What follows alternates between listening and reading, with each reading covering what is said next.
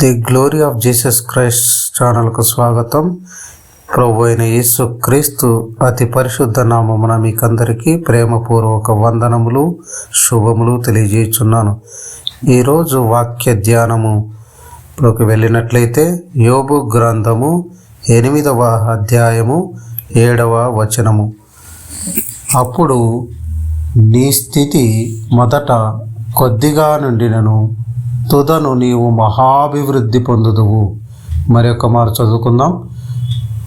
యోబు గ్రంథము 8వ అధ్యాయము 7వ వచనం. అప్పుడు నీ స్థితి మొదట కొద్దిగా నుండినను తుదను నీవు మహాభివృద్ధి పొందుదువు. ఒక వాక్యాన్ని మనం గమనించినట్లయితే, ప్రియా సహోదరి సహోదరుడా, అప్పుడు నీ స్థితి మొదట కొద్దిగా నుండి, మొదట కొంచెమై ఉన్నను, మొదట నీ శాలరీ కొంచెం తక్కువగా ఉండినను, మొదట నీ బిజినెస్లో తక్కువ వ్యాపారం జరుగుతున్నను, మొదట నీ స్థితి నీ యొక్క చేతి పనుల ద్వారా నువ్వు కొంచెమే సంపాదిస్తున్నాను, నీ యొక్క సంపాదన అనేది తక్కువ ఉండినను, తుదకు మహాభివృద్ధి పొందుదువు అని తెలియజేస్తుంది. ఆ వాక్యం ప్రకారము మనకు నీ యొక్క వ్యాపారంలో, నీ యొక్క బిజినెస్లో, నీ యొక్క పనిలో, చేతి పనిలో, నీ యొక్క ఉద్యోగంలో నీవు మహాభివృద్ధి పొంది ఉన్నత స్థానానికి తలగా నిన్ను దేవుడు ఆశీర్వదించబోతున్నాడు. అయితే మనము ఈ యొక్క ఆశీర్వాదాన్ని, మహాభివృద్ధిని పొందాలంటే మనం కొంచెమైన స్థితి నుండి మహాభివృద్ధిలోకి, మహావృక్షములాగా, చిన్న వృక్షం నుండి మహావృక్షంలాగా మన యొక్క స్థితి కలగాలంటే, అభివృద్ధి చెందాలంటే, దేవుడు మనల్ని ఆ విధంగా ఆశీర్వదించాలంటే మనం ఏం చేయాలి?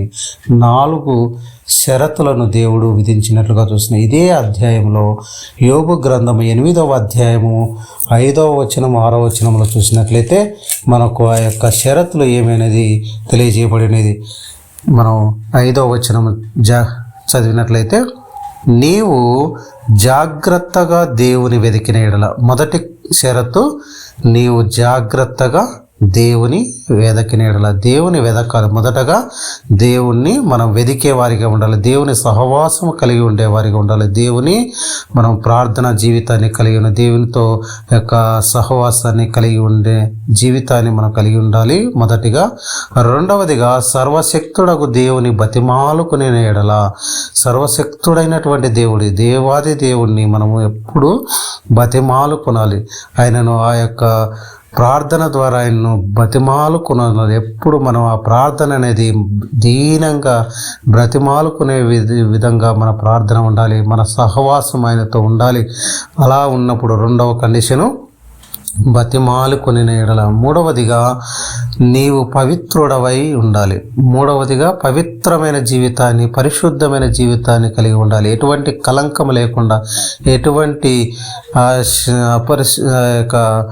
అశుద్ధి అనేది నీలో ఉండకుండా, పరిశుద్ధత నీలో ఉండకుండా, మనము ఏ కలంకం లేని జీవితాన్ని, ఆ యొక్క నిష్కలంకమైన జీవితాన్ని, ఆ యొక్క సాక్ష్యము కలిగిన జీవితాన్ని మనం జీవిస్తూ ఉండాలి. అదేవిధంగా యథార్థవంతుడవై ఉండిన ఎడల, యథార్థంగా జీవించాలి. మన జీవితం ఎలా ఉండాలంటే, నా జీవితాలు ఎప్పుడూ యథార్థవంతమైన జీవితాలుగా ఉండాలి, ఎటువంటి కపటము లేని జీవితంగా ఉండాలి, యథార్థంగా మనం మాట్లాడే విధంగా ఉండాలి. యథార్థవంతమైన జీవితాన్ని ఎవరైతే జీవిస్తూ ఉంటారో, ఈ 4 కండిషన్స్. మొదటిదిగా జాగ్రత్తగా దేవుని వెతకాలి.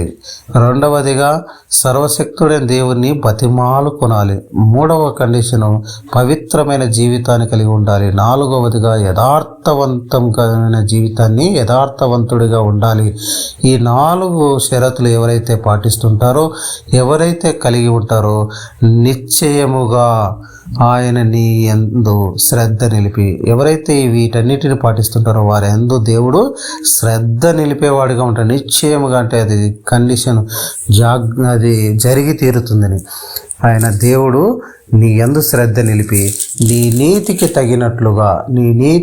తగినట్లుగా నీ నివాస స్థలమును వర్ధిల్లజేయును. నీ నీతికి తగినట్టుగా నీ నివాస స్థలమును నీ కుటుంబమును వర్ధిల్ల చేస్తాడు. అప్పుడు మనం 8వ వచనం చూసినట్లయితే, అప్పుడు నీ స్థితి మొదట కొద్దిగా నుండినను తుదను నీవు మహాభివృద్ధి పొందుదువు. ఈ కండిషన్స్ అందుకే అప్పుడు అని రాయబడి ఉంది.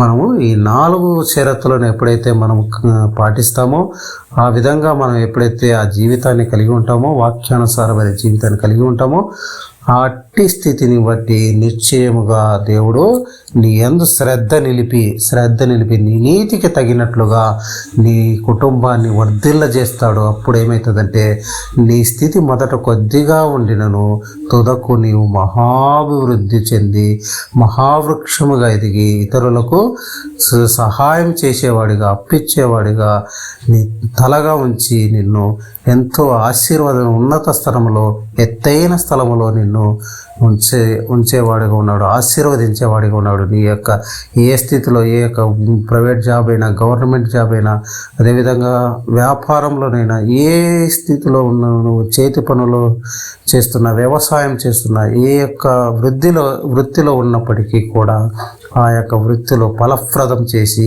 నిన్ను ఉన్నత స్థానంలో ఉంచి నీ స్థితి మొదట కొద్దిగా ఉన్నను తుదకు మహాభివృద్ధి పొందే విధంగా నిన్ను ఆశీర్వదిస్తాడు. అయితే నువ్వు చేయవలసింది, నీవు నేను మనమందరం చేయవలసింది ఏదంటే, మొదటగా దేవుని వెదకాలి, జాగ్రత్తగా దేవుని వెదకాలి, ప్రతిరోజు దేవుని వెదకాలి. రెండవదిగా దేవుని బతిమాలు కొనాలి, సర్వశక్తుడైన దేవుని దగ్గర, దేవుని పాదముల దగ్గర వచ్చి బతిమాలు కొనాలి. మూడవదిగా పవిత్రమైన జీవితాన్ని కలిగి ఉండాలి. నాలుగవదిగా యథార్థవంతుడుగా మనం ఉండాలి. అప్పుడే మన జీవితాలు, మన కుటుంబాలను దేవుడు ఆశీర్వదించి మహాభివృద్ధి చెందించగలడు. వీటన్నిటిని గుర్తుపెట్టుకొని వాక్యానుసారమైన జీవితాన్ని మీరు అందరూ జీవించి ఈ యొక్క మహాభివృద్ధిలోకి ప్రతి ఒక్కరూ 2026 సంవత్సరంలో వస్తారని, దేవుడు ఆ విధంగా ప్రతి ఒక్కరిని ఆశీర్వదించాలని నమ్ముతూ, విశ్వసిస్తూ, ప్రతి ఒక్కరి పేరిట దేవునికి, దేవాది దేవుడైనటువంటి ప్రభువు రాజులకు రాజైన యేసు క్రీస్తు అతి పరిశుద్ధ నామమున ప్రార్థించి ప్రతి ఒక్కరికి అట్టి మేలును, కృపను దయచేయునుగాక. ఆమెన్.